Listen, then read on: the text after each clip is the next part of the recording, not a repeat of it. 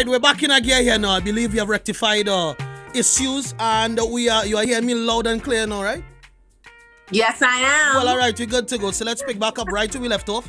And I was asking you, now tell me, we know for us entertainers, this is a trying time because we're not accustomed being inside. We are accustomed being outside and doing what we are accustomed doing. So how is this affecting you, and what have you done during this time frame that we have with plenty of time on your hands? How have you dealt with it?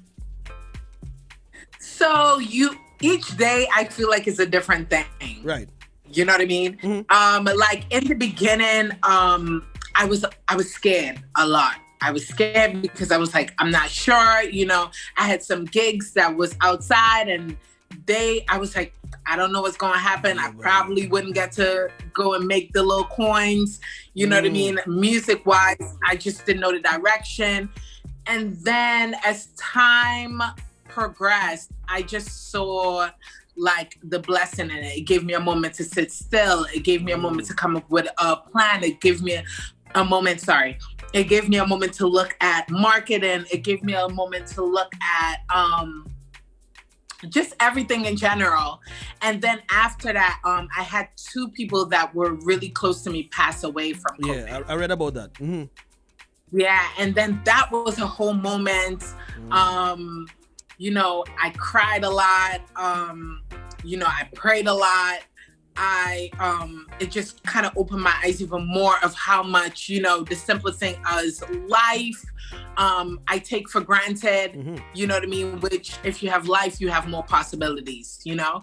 So, and then yesterday was my birthday, and happy birthday every year. Thank you. And then usually I go on like a vacay with my friends, and like we turn up and, you know what I mean, let loose. And I'm like, yesterday I literally cuddled up on my couch, watched Netflix, and I just like was inside the entire day, you know what I mean, in the house. And it was such a different, which left me with my thoughts, you know. It was just a different, I don't know, it's different day, different feeling. Did you find it difficult to be creative within this time frame here, or it was a lot easier for you to be more creative since you have so much time on your hands? It was easier. It was actually way more easier in the terms of I felt like there was no boundaries to my creativity. You know what I mean? Like, it was like, I don't have to like rush to get something ready for Carnival. I don't have to rush to make certain sounds. You know what I mean? I can just be free to create whatever my heart desire and what I'm feeling, what I'm going through, what I want to share with the world and stuff like that. So I really appreciate that in this moment. Now, I was reading up on some things, an article someone did with regards to you. They probably had an interview with you. And I'm seeing that there are a number of things that happened during this whole pandemic period that are somewhat of a good for you. I'm seeing something with regards to BET Soul, one of your songs being a premiere there. Tell me about that. Yeah. Well, when we got shut down, and it gave me a time to just think and reflect and stuff like that. You know, we always have this conversation about just actually taking soca global and taking our sound and our music global and to the people.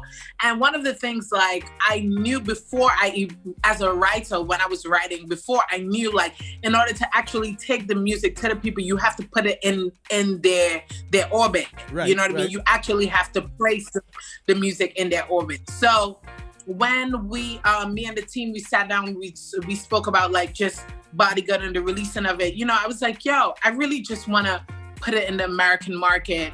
And I have friends that work outside and stuff like that. So I was like, hey guys, you know, I really have this music video that I would like to place, you know, on BT and stuff like that. And of course, BT have to like review your music and look it out and see if, you know what I mean, it will, it can play on their channel, and if it's what they want and if they like the music. So we just submitted it to them, and they were like, they love it. And they actually did like an article on it, and they were like, this is beautiful, and they put it up, and it's actually still running. What's that feeling like, knowing that when you flip through your channels and cable or what have you, and then you could actually see your music, your video being played on BT Soul. How was that experience for you? It's like, it's a moment of gratitude, right? Like for me, like I'm just like, in everything, I'm just grateful for each step, you know what I mean? And the thing about it, the thing that made me the most happy was like what my family felt. Like my family was so happy and they were so excited and they were so like, that is the part that means the most to me, you know what I mean?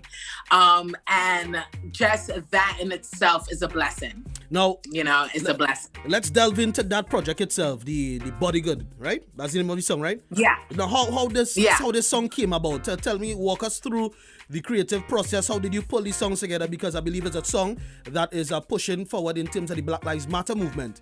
So tell us a bit about it now. Give us a little walkthrough.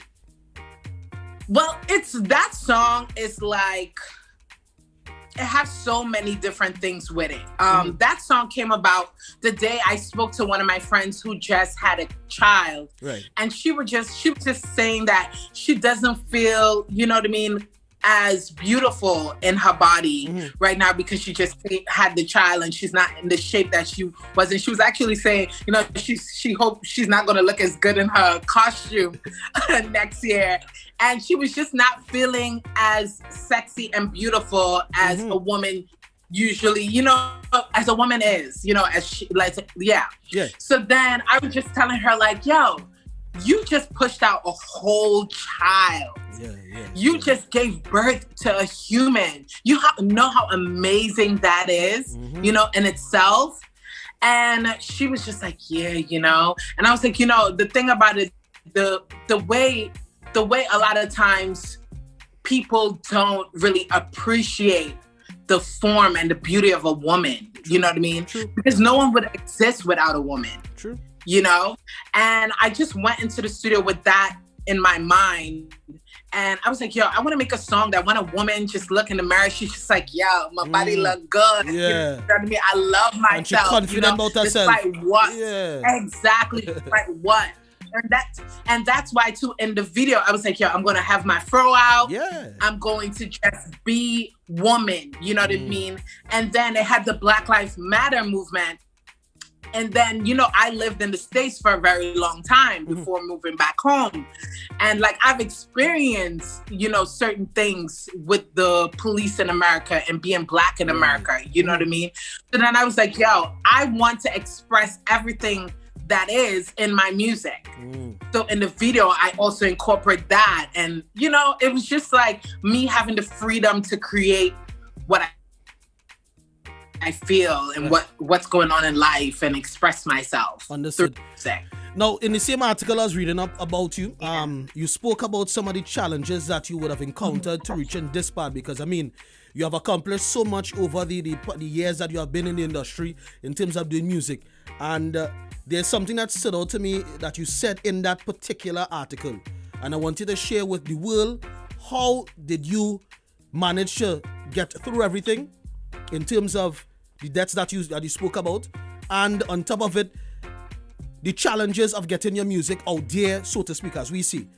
How did you maneuver through all that? Well, up to today, I feel like it's still a challenge to an extent. But I've also like come to the conscious decision, especially during this pandemic, is like, I am no longer going to sit out and pine over what is not, and I'm going to work with what is. You know what I mean? So like this week coming, any day now, this new song and video is dropping on MTV Nigeria, Africa, actually, TV Africa. And then it's going to, it's been beating in Kenya, it's beating in Nigeria, it's beating in Ghana, it's beating all around the world. You know what I mean? It's beating other places. You know what I mean? And the thing about it, I can sit here and be like, oh, you know what I don't have, you know, and what I want. But when it's actually there are people out there that it's actually reaching, and I'm just great. You know what I mean? I can't I don't want to sit down and be like, pining on what I don't have. You know what I mean? I think one of the biggest things now, especially, is just put out good content, do the work, put it out there to the people, get it to as much people as you can, do your best, and let God do the rest. Because there are a lot of artists, there are a lot of entertainers that's listening, I'm pretty sure, and they find difficulty in maneuvering through all that's happening here. Right? Now, moving forward, what's next for Melly Rose? What is next? Well, we just released Shine Pon Me. So I'm just pushing that song with Skales, who's also like a really big Nigerian artist. And we're just pushing that. And then I have like a project with Precision to come, and we just have work. Me and Kit have more stuff to come. You know, just putting in the work and trying to just share it with the world, you know what I mean? And my people, you know? Right. So yeah, that's basically it. Something you said also, I think in this time, artists and all, I think one of the things artists needs to really start to kind of focus on also is marketing their stuff, actually doing the online marketing and trying to like push their stuff to even to new audience, or trying to like share, like get people to use their Spotify, start streaming their music and iTunes and stuff like that, because in general, we want a genre, a soca genre, but the only how we can actually get a soca genre is with numbers. True. You know, we need more people to stream our music, more people to listen to our music. We need to actually come together and push our music. True. You know what I mean? And yeah. Now, you mentioned Shine Pon Me, which is done with Skales. Now, give us a little insight of what this song is about, and then you will introduce it for us, and we'll play it for the wider audience here. So tell us about the Shine Pon Me. Okay, so Shine Pon Me came up at a time when I had lost actually one of my family members, I lost them, and I was, even talking about it makes me all emotional. I was super emotional. Yeah. I was super going through it, and I went in the studio. Kit played this instrumental, and I heard my prayer on the song. Wow. Like I heard my prayer. And I started singing it, and then Kit was like, "Ooh, I love this." And then we just started building off of it, and Shine Pon Me came up, and then I heard my friend Skales on it, and I was like, "Yo, let me send it and see if he feels it." And then he was like, "Yo, Melly, this touched my heart." Wow. And he just like laid his vocals, and was like, in 24 hours we got back his vocals, and that's how the song came about. And the video is actually out, because I was taking a look at the video before the interview. The video is out, so y'all can go and check it out. It's called Shine Pon Me. Yeah. Melly Rose and Skales. So you do your thing and introduce it to us as we close up, or as we wrap up our interview. Introduce it, and let's premiere this song to the world. The floor is yours. Okay. Hey guys, it's your girl Melly Rose, and this is my new tune, Shine Pon Me. All right. And thank you very much, Melly Rose, for taking the time to share with us all the good things. Me. Yeah, all right. We look forward to hearing from you again. Thank you for having me. Happy belated birthday. Thank you. Bye. Thank you. Bye.